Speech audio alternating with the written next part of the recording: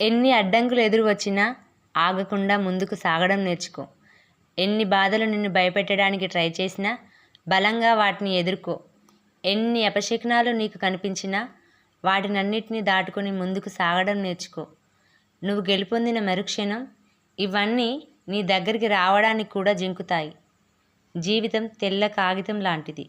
దానిపైన నువ్వెంత చక్కగా రాసుకుంటావో నీ జీవితం అంత అందంగా కనిపిస్తుంది. అదే తెల్ల కాగితం మీద నువ్వు నీ జీవితాన్ని ఎంత చిందరవందరగా రాస్తావో అంత దుఃఖహీనంగా కనిపిస్తుంది. నువ్వు రాసేవి రాతలు కాదు, బంధాలు.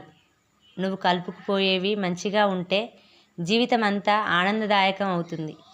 నువ్వు రాసే రాతలు ఒకదానికి ఒకటి సంబంధం లేకపోతే జీవితం అంతా అసంతృప్తిగా మిగిలిపోతుంది.